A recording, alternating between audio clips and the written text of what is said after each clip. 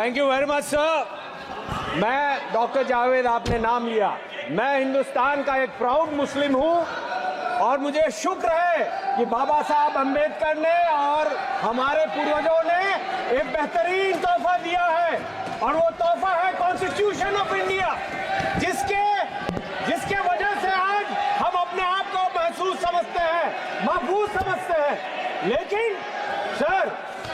लेकिन जो ये मौजूदा सरकार पिछले 10 सालों से चल रही है, हमारे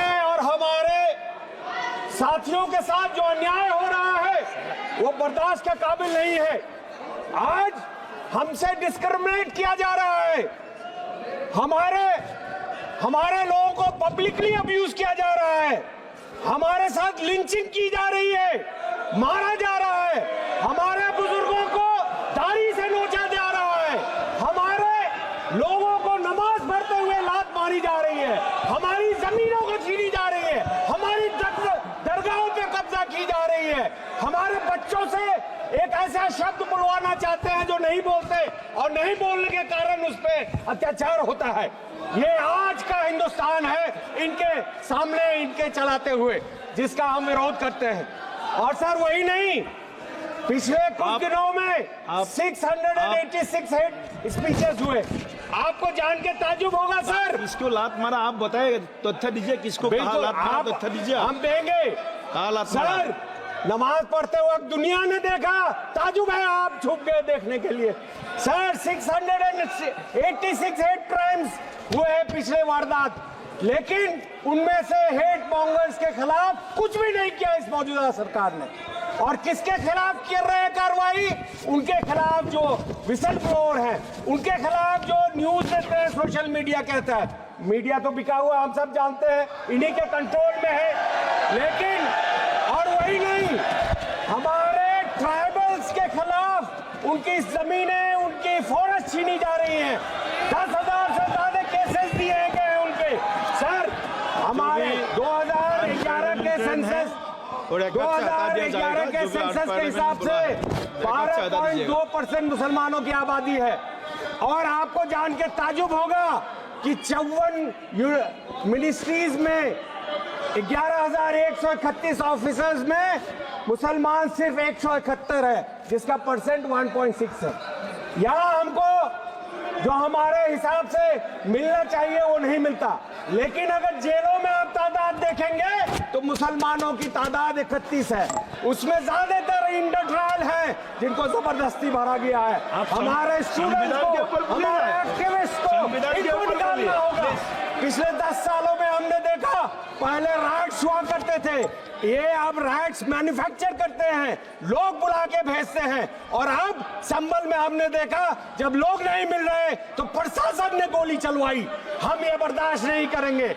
हम ये नहीं जानते कि ये कब समझेंगे कि संविधान सबके लिए है। ये संविधान हम सबके लिए बराबर है। सबसे अफसोस की बात है कि आर्टिकल 26, आर्टिकल 15 में हमें अपने जगहों का हमें इजाजत दे देता है, हमें अपने जो इदारे हैं उसको चलाने का इजाजत देता है। लेकिन ये वक्फ अमेंडमेंट बिल लाके ये चाहते हैं कि बैकडोर से हमारी जमीनें छीन लें। हमारी जो प्रॉपर्टीज हैं, जो हमारे पूर्वजों ने दान किया, गरीबों के लिए, मिस्किनों के लिए, बेवाओं के लिए, जरूरतमंदों के लिए, उसको वो छीनना चाहते हैं। और इनकी एजेंसीज बोलती है कि हम जहाँ चाहेंगे उसको वक्त मिल देंगे। आप जानते हैं सर, और मीटिंग में अभी जेपीसी चल रहा है। आपको जान के ताजुब होगा कि यहाँ पे नॉन स्टेक होल्डर्स को बुलाया जा रहा है। क्यों बुलाया जा रहा है उनको? क्या योगदान है उनका? सर यही नहीं, सबसे अफसोस की बात यह होती है जब आदरणीय प्रधानमंत्री जी कहते हैं सबका साथ, सबका विकास और सबका प्रयास। किशनगंज सर सबसे डिप्राइव्ड एरिया हिंदुस्तान का। हिंदुस्तान की जीडीपी $2600 है और 5% लोगों का अगर इनकम हटा देंगे तो हमारी जीडीपी है 1100 per capita, sorry $1100, which is lower than the sub Saharan desert countries. और वहां पे बिहार का लाया जाए तो $750 है। तो आप अंदाजा लगाइए।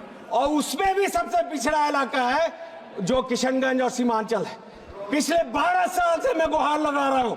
आदरणीय मंत्री एजुकेशन जी, होम मिनिस्टर अमित शाह जी के पीछे बैठे हैं, पूछिए उनसे कितना दर्जनों बार हमने गुहार लगाई।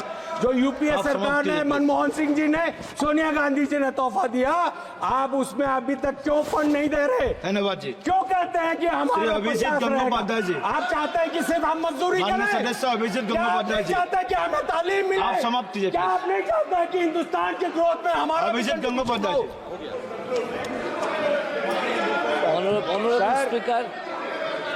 Honorable Speaker, आखिर में I have decided- आखिर में एक लाइन बोल के आपसे I have decided to talk sir, in my mother एक लाइन tongue. बोलना चाहता हूँ। that is अरे Bengali. माइक दो यार, माइक नहीं है सर। सर, आप कंटिन्यू करो। वो चलाते रहे हमारे आशियाने। Sir, we are together in JPC. वो चलाते रहे हमारे आशियाने, हम बनाते रहेंगे मोहब्बत के तराने। जय